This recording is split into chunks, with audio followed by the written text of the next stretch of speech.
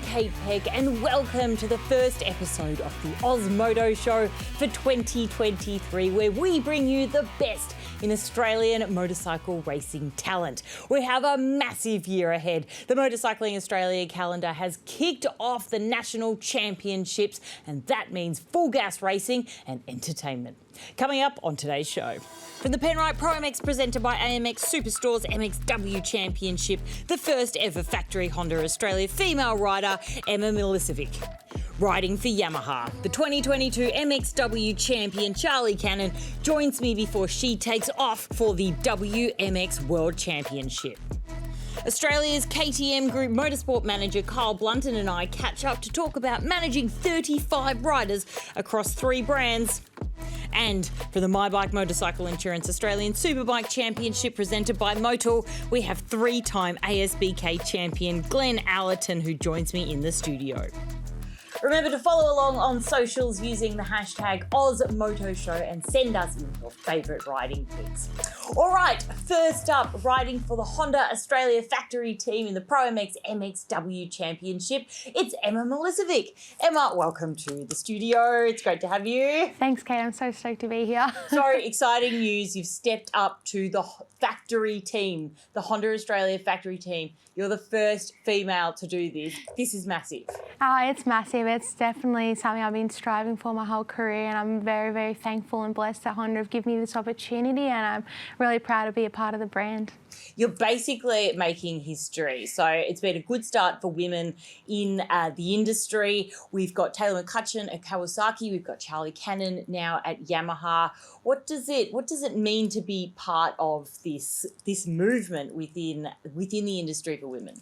It's massive. I feel like it's the start of like a new generation. It's gone from not having much to now women having full-time factory rides, being able to do this as our job, our career. So it definitely holds a very special place in my heart, and I'm sure all women who are racing. So it's really exciting, not just for us, but for the brands to have these opportunities, being able to offer us these deals. So I'm really excited for the future of the sport. So you've gone from privateer. This is your 5th year with Honda. What does the change look like for you? How much more support in what areas do you get being factory? Well, being factory, they basically take care of everything for me, between my bike, my gear, entries, accommodation, really whatever I need. So it's given me the opportunity now to really focus in on myself and really hone in on my skills, my health, my well-being, my training, everything I need to make sure I'm being the best I can on track. So it's really quite a relief, really. It's taken a lot of stress off, myself and my family, just with the logistics and the financials. So it's definitely a great opportunity. I'm really excited to just be able to focus on it 100% now. In the ProMX Championship, we've got the MXW class, which is back. We've got 4 rounds this year. Are we and Motorcycling Australia taking the right steps to encourage female participation in the sport? Absolutely. Motorcycling Australia and ProMX are doing everything they can right now and taking the right steps, I feel, to make women's racing bigger in Australia, and also really starting to stand out in the world.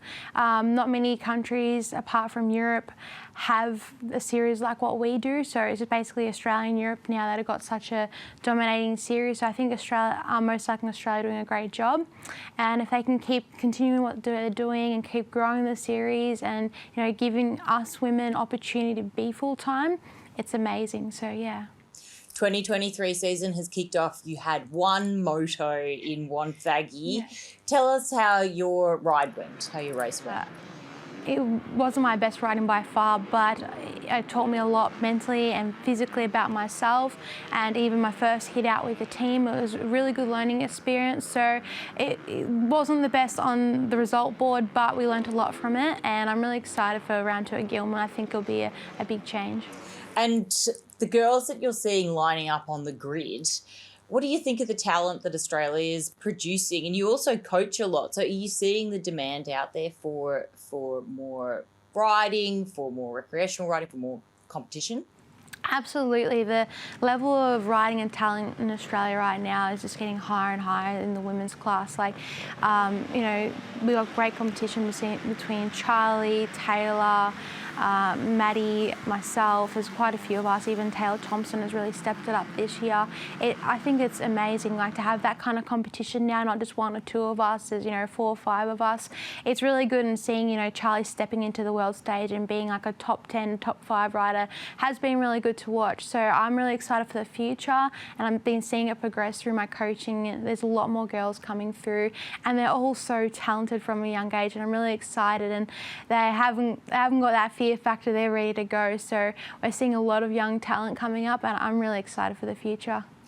Now, you mentioned overseas. I know you want to get back there. Charli Cannon is over there at the moment. Jessica Gardner is going back for another world championship. Where do you want to go? When do you want to go? And which championship do you want to be racing in? I would love to go race MXGP, the Women's World Motocross Championships. It's my passion. I've been there before and I really want to go back. I'd love to have a bit of a hit out at the end of the season in Turkey, just get my feet wet and try to be back there next season. Obviously, it's a tall task, let's say, but I know it's very achievable. And, seeing the likes of Charli over there and also Jessica going over there now, I think it's the time to go. There's so much support for women out there, so I'm really excited. Well, we wish you the best of luck with everything, Emma, and thank you for joining us on the show. No worries, thanks for having me. And keeping with the MXW theme, I managed to catch up with Yamaha's Charli Cannon before she took off to overseas. Charli, how is the schedule looking? We're dying to know all about what's going down this year. Yes, it's going to be very busy this year, competing in the women's ProMX and also the World Championships. So very busy, lots of traveling, but I'm so excited to get this year underway. So tell us about Turkey, because quali was really good, but the races went in a different direction. Yeah, I started off, it was just a whole different environment. Honestly, I did not know what to expect. It was all new. I got 8th, knew I had a lot more to give, and I came from 6th to 3rd, and I was like, yeah, this is my moto, but yeah, came down, and then I had another fall later on in the race and broke my collarbone. So yeah, that's quite an action-packed couple of motos there. Your times were amazing, but then to end with that broken collarbone must have been devastating. Yeah, it was so devastating, but I'm just so grateful I got another chance to do the whole season this year, so I'm ready to give it my all. And so what is the strategy? Because it sounds like Turkey, you're going there to win. I just wanted to, I think in the back of my mind I had that thought of I need to impress to get on a team, because that's where I want to be for this year. So I think that playing in the back of my mind, I was like I was stressing and trying to do well. So it didn't really show my true riding, but now I know I'm in a secure team, so I'll just do what I know what to do. Have you dared to dream about becoming a world champion? Because that's why you're over there. Of course, that is my goal, to become a world champion. So I know it might take, a few years, or I'm hoping to go out and just go for that world championship straight away. But I know I got to be safe. I'll, stay healthy, and it's a long series, so just consistency. So yeah, but the world championship is always going to be in the back of my mind. It's my goal, so that's what I do all my training for. And you've got that red #1 number plate on your bike here. That must feel pretty good to look at. Oh, it feels awesome. My bike, it's come up so great this year. A huge thank you to my Yamaha race team. They've built an awesome bike for me this year, so hopefully I can keep that red #1 plate. Well, thanks for chatting. Good luck this year. Thank you. Since this interview, Charli has been overseas for the WMX World Championship and achieved a P7, a solid effort at a sandy Sardinian track. Well done, Charli. Do not go anywhere. Coming up next, we have KTM Group's motorsport manager, Carl Blunden, and 3-time ASBK champion, Glenn Allerton.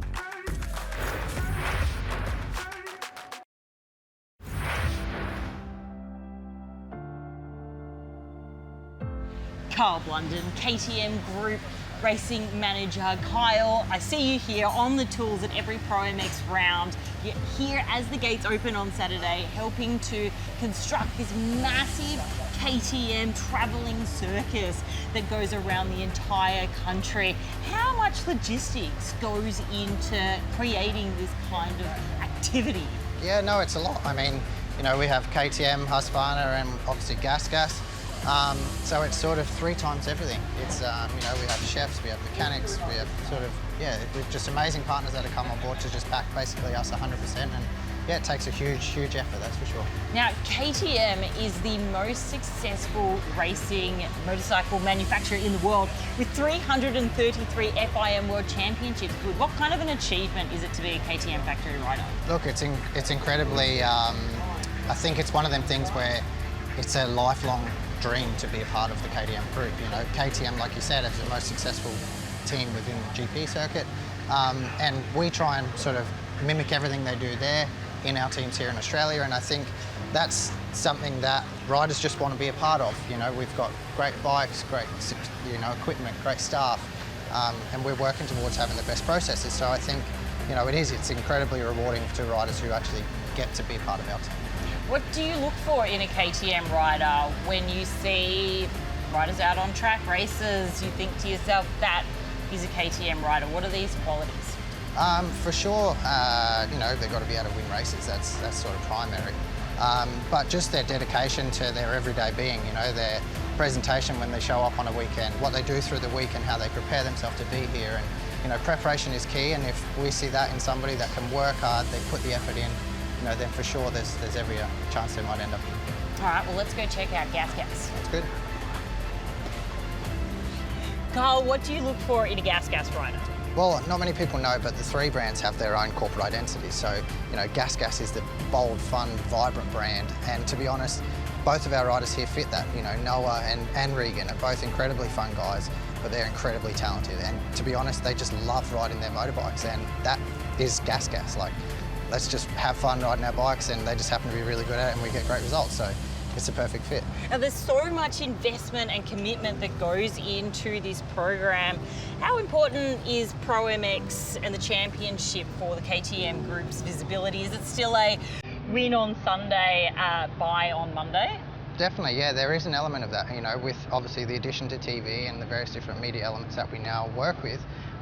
There is an element of that, and I think it is incredibly important for us, and the goal is always to win. But, you know, we are shooting for podiums every weekend, and I think consistency builds championships, and yeah, we're definitely working towards that. Now, we've got one final brand in this large group that you look after, Husqvarna. So tell us a little bit about this situation, because it is different this year, and it's different to KTM and Gas.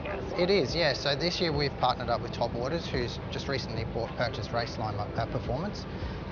Todd and his cousin Jason have done an incredible job, and you know, it's a really fitting time for Todd, you know, with where he's at in his career and everything like that. He's just, you know, he's ready to take that next step, but he's also incredibly competitive still, and he wants to win and he wants to race his motorcycle. So, you know, the bikes look amazing, their truck looks brilliant, and yeah, it's just been a really fun project to be hands-on working directly with Todd. And in comparison to Gas and KTM, how do you describe a Husqvarna? What criteria do they have to fill? I mean, ultimately the goal is still the same. You know, we're still looking for podiums, we're still looking for results on the weekend, but the branding is different. It has its subtle differences. It is more it's more neutral. It's, you know, but the basis of the brand is still built on high performance. And I think Todd and the Raceline Performance team here have done a brilliant job, and they really they've exuberated that. Can we bring home some championship glory in 2023? I mean, that's the goal. We're definitely all shooting for that, and everybody's working well. So, you know, I don't see why not. Good answer.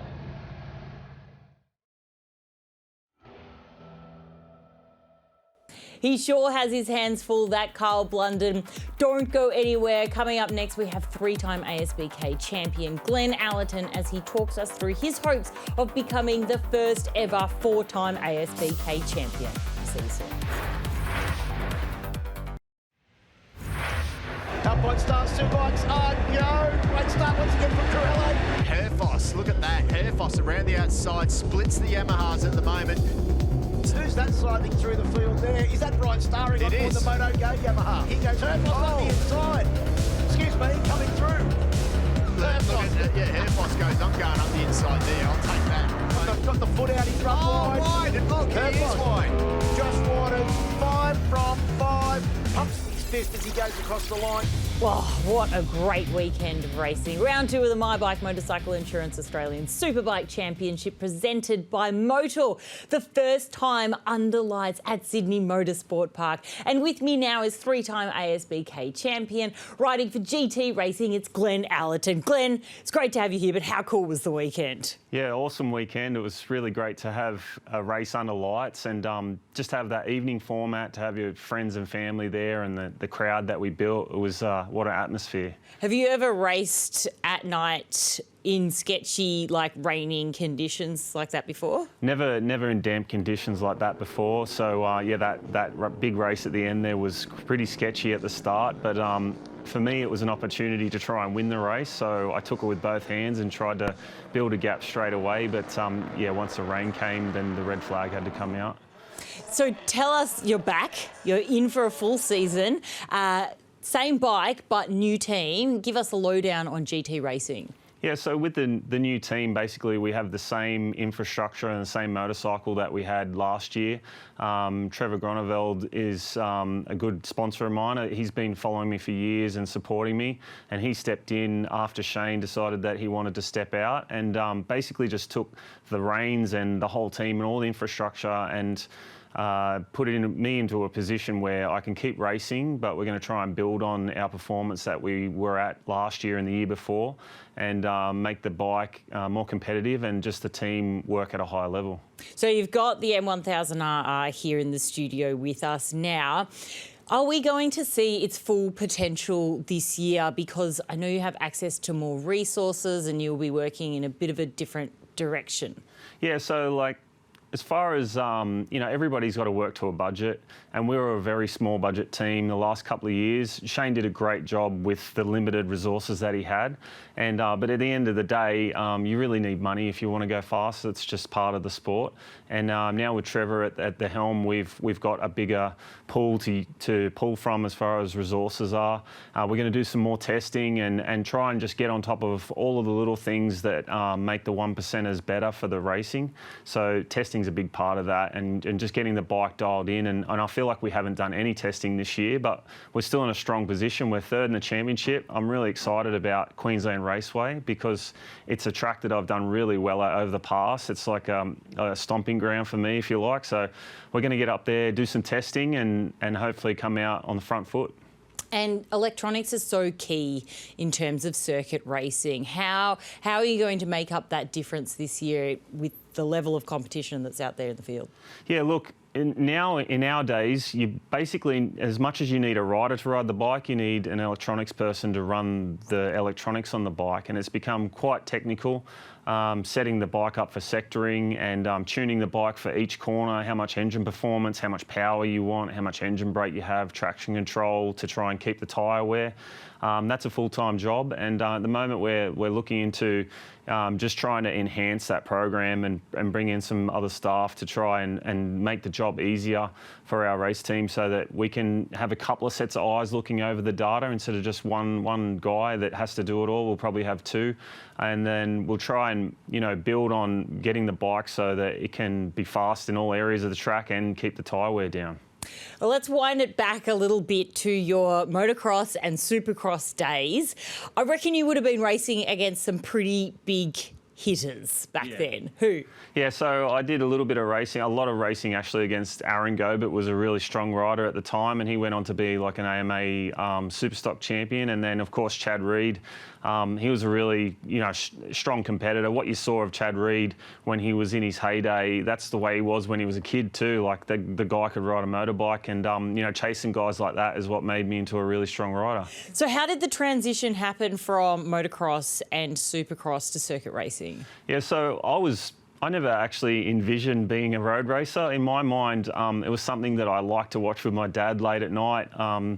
We watched Mick Doohan and Wayne Gardner, and I can just vaguely remember watching the Grand Prix racing, but motocross was my thing. I desperately wanted to be a supercross rider, and my goal was to go to America and race in the big stadiums and do supercross. Is something that I was super passionate about, and I lived and breathed it.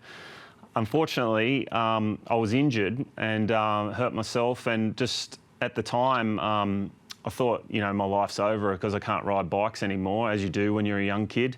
But my dad was real upbeat, and he's been a big influence on me. And he came into the hospital room and said, look, you know, everything's going to be okay. We'll give road racing a go, because every time that we raced at an old Thumpernet race, I did really well where there was high speed and no jumps and was grass tracks. So we gave road racing a go, and it was one of those one door will close in your life and another one will open, and I wouldn't change it. You know, it was a blessing in disguise to go through that injury and then find what I was really actually meant to do, which was road race. So 2014, you headed over to the 24 Hour of Le Mans with the BMW factory team. Tell us about that experience and the success that you achieved over there. Yeah, so it was a late call. Marcus Reiderberger was one of the riders. He got injured, and they rang me like on the Monday, and I needed to be there by Thursday. So jumped straight on a plane, straight to the track. Big flight, flew into Paris, and then caught a train down to Le Mans, and then I actually was on the bike within about 3 hours of arriving, and did my first practice session, and I was like, what's going on here? I've got to try and go fast, and I was jet lagged. And then, you know, when I finally actually got settled and realised and looked around, I couldn't believe how big the whole event was. There was over 200,000 people camping in the campgrounds, and I was on the factory team, and my teammate was the fastest rider. I was in this golden spot. It was one of those races that you go to and everything's perfect for you to just jump in, and the bike was great, and we had a professional team of mechanics that could do a pit stop in about, you know, they could change the wheels in about 4 seconds, and then the fuel took about 6 seconds. So just an amazing setup that they had there. And I can still remember at 3 o'clock in the morning, it was my turn to go out on the bike, and it started raining, and I was like, what am I doing? I've got to just try and keep this bike on track. I don't want to be the one that crashes this bike. And yeah, at the end of it, we ended up winning the open class. I got to stand up there on the podium on the top spot. So amazing experience for me, and just the atmosphere of the event. It's something that I'll never forget. You also had a almost career-ending accident as well when you were on the Yamaha team. How did you come back from that? And it's similar to something that Troy Herfoss has experienced too, just in terms of the different path that you could take. How hard was it to come back from that? Yeah, look, it wasn't great. I got to be honest. You know, I kind of got overlooked from that point onwards because, you know, I was probably, I was 36 and I got hurt. I broke my arm really badly, and it was in a spot where it's difficult to recover from in the humerus bone. So, yeah, I kind of got pushed to the side, but in all honesty, it gave me the energy and the drive to prove them all wrong. And I still think that I still have that drive in me, because at that point in time when I broke my arm, I felt like I was the best rider in the paddock. And, you know, I had a strong teammate in Wayne Maxwell, and it's not like we weren't that far apart. And yeah, it was just upsetting to me that I got overlooked so quickly by Yamaha straight after the injury. And that I didn't really even get an opportunity to show what I had, and they'd made the decision to move on with their riders. And yeah, I just knew what I had inside me, and if I worked hard enough, I'd get back and show them how good I really am. What keeps you coming back? Because it's been a few years now, and how long are you going to stick this out? How many more years have we got in Glenn Allerton? Yeah, look, at the moment, I'm probably going to do 2 more years. That's kind of the goal that I have for myself. But I just love it. Like, there's something about preparing yourself physically and mentally for a race weekend, and then putting the bike together. It's become, like I said earlier, a lifestyle for me, and it's something that I really enjoy, and that enjoyment hasn't gone out of it. And yeah, you can have some years where things don't go right for you, but there's always a couple of races here or there where you do really well, and there's nothing like it. Like, once people that ride motorbikes understand that when you ride a motorbike and it really clicks. There's something about it that's just, it's addictive, and I still love it. Well, it'd be really nice for you to wrap your career with a 4th championship. So we're all cheering for you. Thank you so much for joining us, Glenn, and we cannot wait to see what you can get done this year. Thanks. Get your calendars ready because April is set to be a busy one. First up on Easter weekend, April 8th and 9th, the Australian Senior and Junior Sidecar Speedway Championship hits Pindar Park in Western Australia. Then the weekend of April 15 and 16 sees both round 3 of the Penrite ProMX presented by AMX Superstores Championship, where we go racing in Wodonga, and the Australian Junior Dirt Track Championship hits Queensland. The Yamaha Australian Off-Road Championship presented by MX Store moves on to round 3 and 4 at Queensland Moto Park on the 22nd and 23rd of April. And finally, the 28th to the 30th, we head to Queensland Raceway for the 3rd round of the MyBike Motorcycle Insurance Australian Superbike Championship presented by Motor. A fast, fun month awaits. Make sure you head to the ProMX and ASBK website for all the details and to buy your tickets. I will see you at the track and catch you next time on the AusMoto Show.